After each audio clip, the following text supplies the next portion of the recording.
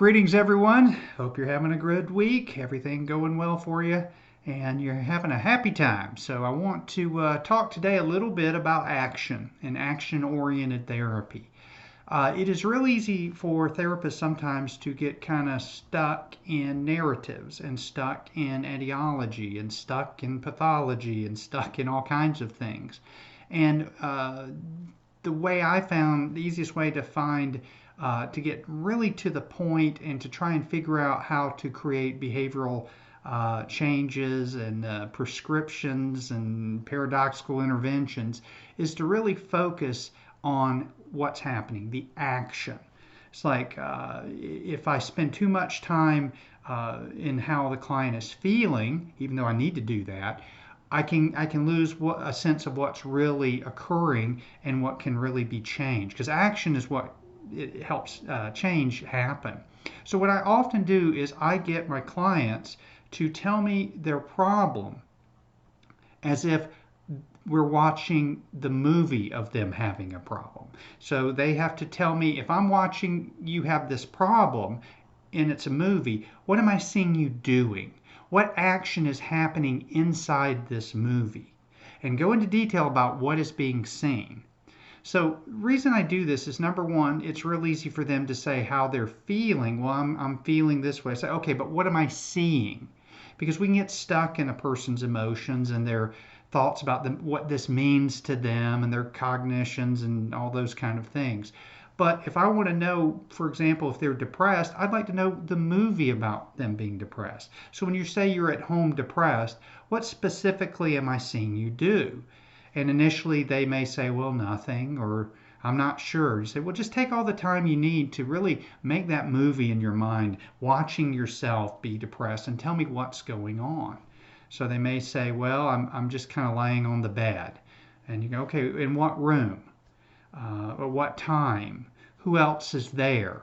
What else is going on? What day of the week? All these kind of things that give me a good, as Bill O'Hanlon says, a viewing of the doing. So a good way to see what's happening. Because if I'm going to interrupt patterns and make changes, I want to have a clear understanding about what's really going on. What's the action and the interaction between the environment and the clients. Another benefit of getting a client to tell you in detail as if they were watching a movie of themselves with a problem is it will sometimes cause them to suddenly notice things that they hadn't noticed previously. So they may not be aware of how hypothetically their spouse is trying to comfort them but is not really good at it, so they're getting frustrated. Or maybe there are people who are trying to assist them, but they're just not noticing, okay? Maybe that there are little things that they could be doing that they didn't realize they could do. It's almost like they have to zone out enough to watch the movie. The other thing is zoning out enough, slightly disassociating from their problem so that there's a little bit of space between them, can also decrease a little bit of the emotional charge. So a couple of times of having them go through and describe the movie in a almost third person, there I am doing this, can sometimes allow some of the charge to go down a little bit, and it may help in getting a little more clear, definitive idea of what's really happening in those moments.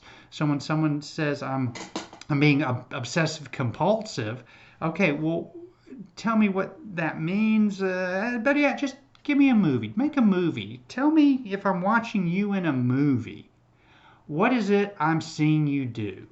And then I have to wash my hands 5 times because I think it's germs. Okay, when I'm watching you wash your hands, how am I seeing you wash your hands? Where am I seeing you wash your hands? Whatever the condition is, anxiety, depression, whatever. People say they're triggered by something. Well, give me a good movie of what that trigger looks like and what else is going on. So again, that gives me more information so that if I'm going to create behavioral interventions, I want to be sure, number one, that I'm getting the total story before I try to jump in and alter things. But I'm also, in a way, honoring the client's story, because they're telling me as we're watching a movie. So I'm not telling them I don't want to hear all this. I want to know everything's going on, but things I can see.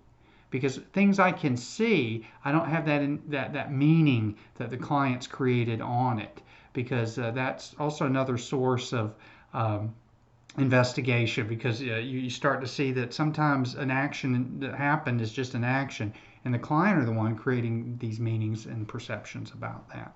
So anyway, just think of it as a mental action oriented movie, and you can get a lot of information about that. So just to tell your client, hey, great, tell me, if I were watching a movie about you with your problem, what would I see in detail happen? And just see what comes up. It can be very helpful, very interesting, and sometimes you learn some things that you might not know if you just assumed. So anyway, hope this is helpful. If you have any ideas, comments, please leave them. And thanks. And if you're here first time, thanks for being with me. Feel free to subscribe, and we get to share all these good therapy ideas. So thanks. Have a great day.